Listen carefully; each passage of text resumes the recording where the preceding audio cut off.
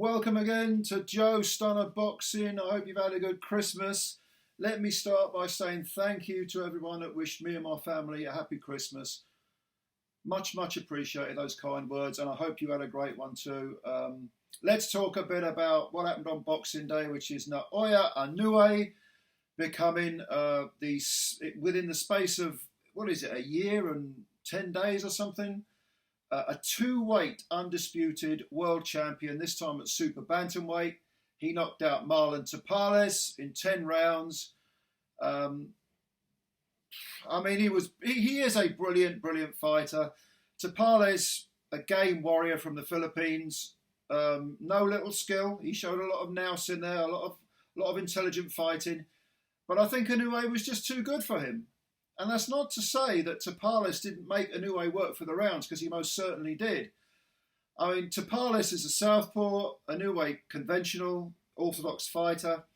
In the first round, Inoue really having a look at Tapales. Tapales, very high guard, noticeably was not backing off. There was no running from Tapales. Okay, he was a little bit out of range. He was just kind of maybe sampling the power a little bit.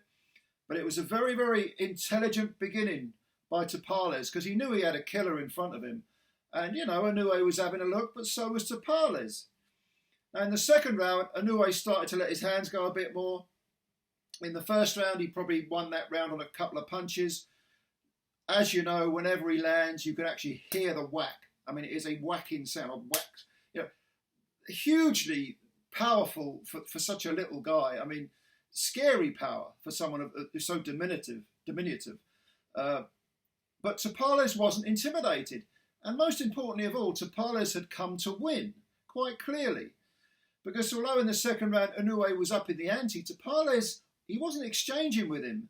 But he wasn't on his bike either. He wasn't taking backward steps. He wasn't, skipping to the side and just thinking, I'm going to stay out of trouble. No. He had that high guard. He was taking some of the punches. And with the southpaw jab, he was trying to implement the southpaw jab. You know what they say, you jab with a jabber, you don't hook with a hooker. Tapales wasn't hooking with Inoue. He wasn't getting involved too much. But he did start to pump the southpaw jab a little bit. Now in the third round, Inoue, again, landing those big thudding punches. He likes the old double jab and then followed by the right cross. Bang, bang, and then whoosh, that smacking great big right hand comes over. Tapales, still not that fussed, still getting his own jab working, firing a couple of punches. There was some body work going on quite early on in this fight, which I thought was impressive from Tapales. Only single punches, but again, he was having some success in the third round, and the weight of punch for Inoue was probably carrying the rounds. But nevertheless, these were promising signs for Tapales. Now in the fourth round, Tapales got a bit greedy, because he was having more success. He was gradually upping his output, his work rate, and he was having some success landing, not hurting Inoue, but, the odd overhand right maybe, or the backhand was landing. Again, the jab wasn't too bad at all. And he was making Inoue think. And he thought, okay, I'm gonna put my pedal to the metal, as they say, Tapales thought. I'm going to see what this guy's really made of. And he actually had Inoue on the ropes, with about a minute to go in the round. And then Inoue spun off them. Again, not hurt at all by any of Tapales' punches. And he started to let his hands go in bunches, twos and threes now. Now, the thing about Inoue is, as with any puncher, is that one punch can change everything. And sure enough, a swooping left hook from Inoue clipped Tapales, who kind of banged his gloves together, but he got pushed back to the ropes. He was stunned. He was buzzed. The camera was directly level with Tapales, so Inoue was coming in. And you could see Inoue threading the punches through the high guard. Bang, bang, bang. Tapales sinks to his knees. It's right at the end of the round, much to Tapales' relief, I imagine. He did got up at 8.5. No problem, the round's virtually over. But obviously he now knows, do not get greedy and do not stand in front of this guy, because that's the one flaw he was making throughout the whole fight, really. He was standing too much in front of Inoue. Now, if you just at a range, okay. But once you've landed your punches, whether it's a jab, whether it's an overhand right, whether it's the southpaw backhand, you better get out of dodge pretty quick. Not stand there and wait for the return. You don't need no receipts off this guy. He hits like a truck. He made that mistake throughout the fight. In the 5th round, Inoue came out looking to finish him. But to Tapales' credit, tremendous heart, tremendous, warrior spirit. The guy's got skills, real skills, and a high ring IQ, and no shortage of guts by the bucket. And Inoue just couldn't get rid of him. And then for the first minute, he was, letting everything go. And then Tapales started to, fire the single jabs back just to try and keep him away, keep him honest. And when you could see Tapales thinking, he wasn't backing off. He was thinking, okay, my head has cleared, the fog has gone. What can I do now? How can I get closer? He was back to his game plan. It's very impressive from Tapales against such I was going to say a monster. That's his nickname, of course. But Inoue is a bona fide boxing monster. And in the 5th round, I thought, yeah, okay, that's not a bad round. I mean, I think Inoue won it, but it's not a bad round. So having suffered quite a heavy knockdown, you get back up. Suddenly, you're back in the game. You're back in the match. 6th round, pretty much more of the same from Inoue. Wasn't firing consistently, but he was moving a little bit, letting his hands go. Again, ones and twos and threes. Tapales, again, firing the odd punch. Again, some body work from Tapales. Didn't really have any effect on Inoue. Inoue, likewise, firing punches to the body, which were no doubt harder, but Tapales, to his credit, was actually taking them. The 7th round, the first minute, Tapales had the best period of the entire fight in that 7th round, the first minute. He was putting it on Inoue. Banging to the body, letting punches go in bunches. Little bit of footwork, subtle footwork, just to keep him out of danger. He'd learnt his lesson in that 4th round. But you could see Inoue thinking, okay, I'm losing this round. So he kind of, did a little semicircle, reset himself, and then started to go to work. The 2nd minute of that 7th round I thought was pretty much even, maybe edge it to Inoue, and the 3rd minute belonged to Inoue. Maybe Inoue edged the round, but it was probably the best round for Tapales of the entire fight. Now the 8th and the 9th, quite similar rounds.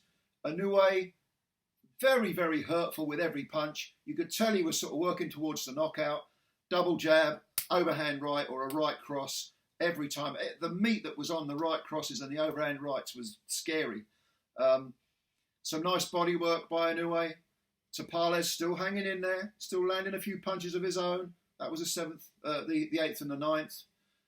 Again, Inoue rounds, probably, but again, Tapales, as the commentator said, proved that he belonged in there. And that was something else. To do that was something else. Now, the 10th round, it starts more of the same. But Inoue is still looking for that big right hand. And there was a moment when he landed, the old double jab came out, and then the right hand landed, but it was kind of partially blocked by Tapales. But you could tell if that crept through, this fight was over.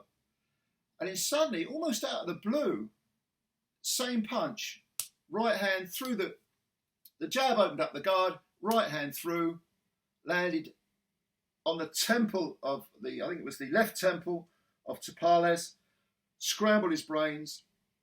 He fell forward, still aware of what was going on, but totally discombobulated. He was conscious. He was on all fours. He was scrambling around, trying to get up. He got to sort of one knee at 10, and the fight was over.